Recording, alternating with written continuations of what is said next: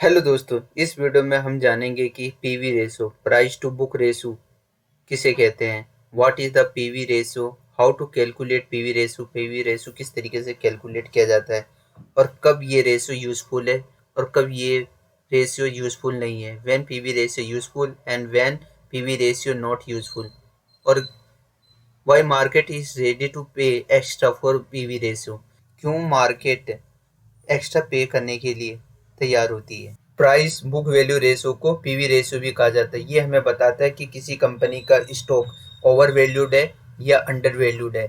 ये हमें PV ratio से पता चलता है। अब देखते हैं पीवी रेशो किस तरीके से कैलकुलेट किया जाता है। पीवी रेशो निकालने का दो फॉर्मूला है, एक ये और एक ये। Current market price of the stock and divided by book value per share.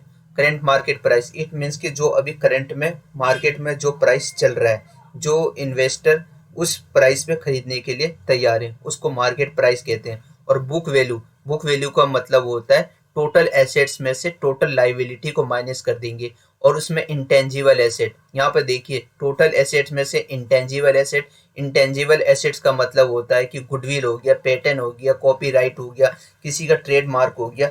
इन सबको इंटेंजिबल एसेट्स कहा जाता है, जिसे हम देख नहीं सकते।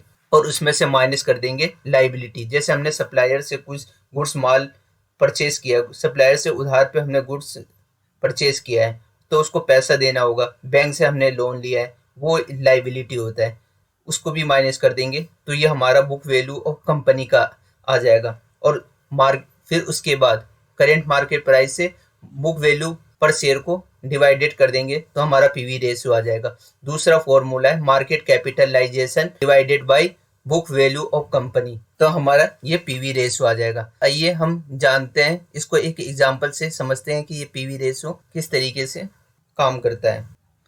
एसेट्स में आ जाता है हमारा प्लांट, आ जाता है मशीन, आ जाता है एंड फर्नीचर आ जाता है। और भी बहुत सारे एसेट्स होते हैं। जैसे हमारा डेटर हो गया, हमसे किसी ने उधार लिया है सामान, तो हमें उनसे पैसे लेना है, वो हमारे डेटर कहलाते हैं। जैसे हमारी लाइबिलिटी होती है, बैंक से हमने लोन लिया है या हमने सप्लायर से क्रेडिट पे उधार पे हमने सामान परचेज किया है, तो हमें उसे पैसा देना होगा, तो उसको हम लाइबिलिटी कहते हैं। अब मान लेते हैं एसेट्स है कंपनी के पास 1,000 का और लाइबिलिटी है 500 की, तो उसमें जब माइनस करेंगे तो ये हमारा 500 आएगा। इस 500 को बोलते हैं हम बुक वैल्यू। बुक वैल्यू को number of share outstanding, number of share outstanding का मतलब होता है कंपनी ने जितना शेयर इशू किया है पब्लिक को, उसको बोलते हैं number of share outstanding. Assume कर लेते हैं ये 50 है, तो बुक वैल्यू हमारा पर शेयर कितना आ गया, 10 रुपये। इसका ये 10 रुपये का मतलब है अगर किसी कंपनी का पीवी रेशियो 10 है, इट इट मीन्स की शेयर होल्डर उस कंपनी के 1 रुपए के नेट एसेट्स के बदले में 10 गुना ज्यादा पैसा देने के लिए तैयार है। इसका मतलब ये होता है। अगर दूसरे तरीके से समझें, अगर कोई बिजनेस या कंपनी लिक्विडेट हो होने वाली है या हो जाएगी, तो शेयर होल्डर को कितने रुपए का एसेट्स मिलेगा, ये बताता है हमें बुक वैल्यू।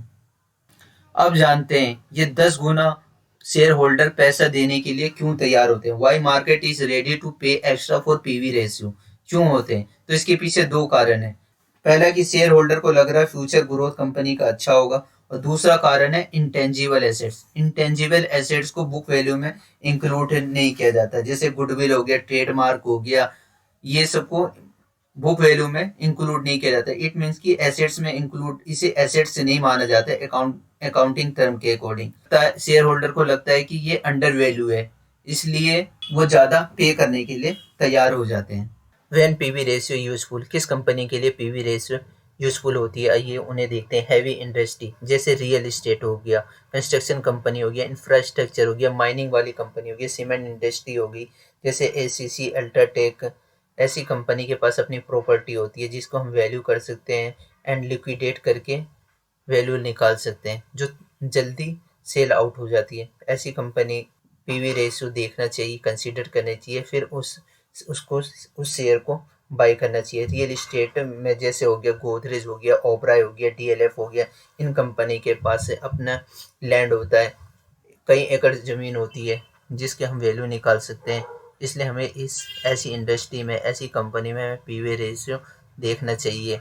कंस्ट्रक्शन वाली कंपनी, इनके पास प्लांट मशीन होती है जिसकी हम वैल्यू निकाल सकते हैं, ऐसी कंपनी में हमें पीवी रेशो देखना चाहिए।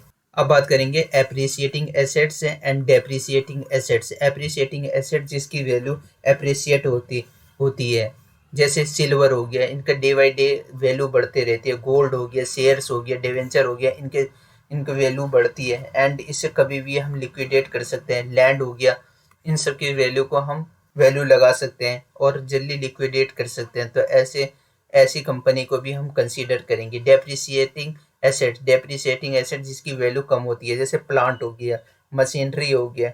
बाई करने से पहले हमें ये देखना होगा कि वो एप्रिसिएटिंग एसेट्स है या डेप्रिसिएटिंग एसेट्स है, फिर जाके हम उस कंपनी के शेयर को बाई करेंगे एंड इट मीन्स की पीवी रेशियो देखेंगे।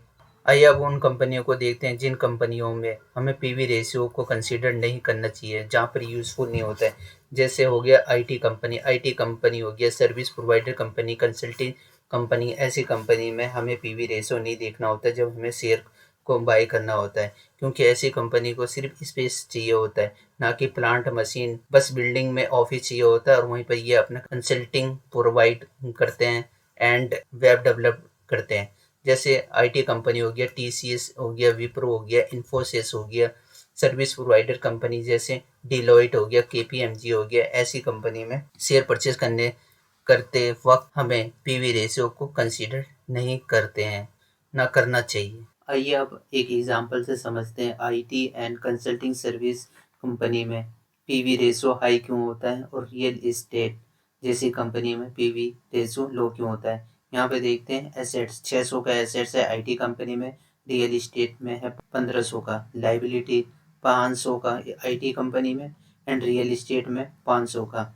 तो बुक वैल्यू आएगा 600 में से 500 डिवाइड माइनस करेंगे तो 100 आएगा और 1500 में 500 माइनस करेंगे तो 1000 आएगा। नंबर ऑफ शेयर आउटस्टैंडिंग, दोनों केस में हमने एज्यूम किया है कि आउटस्टैंडिंग शेयर 50 है, यहाँ भी 50 है और यहाँ भी 50 है। इससे डिवाइड करेंगे तो बुक वैल्यू पर शेयर आ गया हमारा 2 रुपये और यहाँ पर आ गया हमारा 20 रुपये। और अब एज्यूम करेंगे, एज्यूम किया है कि market price of both company 100 रुपये, 100 रुपये का है मार्केट प्राइस। तो पीवी रेशियो का फॉर्मूला क्या है, market price divided by book value per share.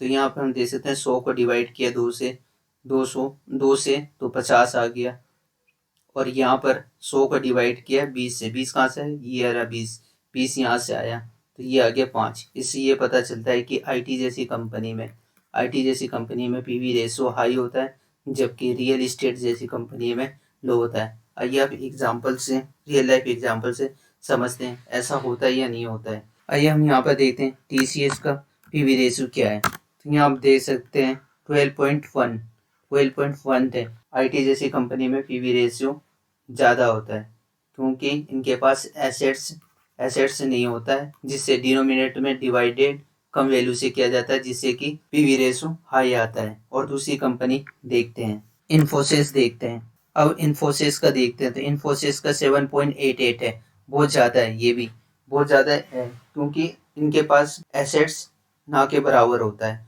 मतलब बहुत कम होता है, होता भी है तो बहुत कम होता है, जिससे कि डिनोमिनेटर में डिवाइडेड कम वैल्यू से किया जाता है, इसलिए पीवी रेशियो हाई आ जाता है। और दूसरी कंपनी देखते हैं, जैसे कि इन्फोसिस देख लिया हमने, टीसीएस देख लिया, अब रिलायंस देखते हैं क्या रिलायंस का पीवी रेशियो हाई है या लो है।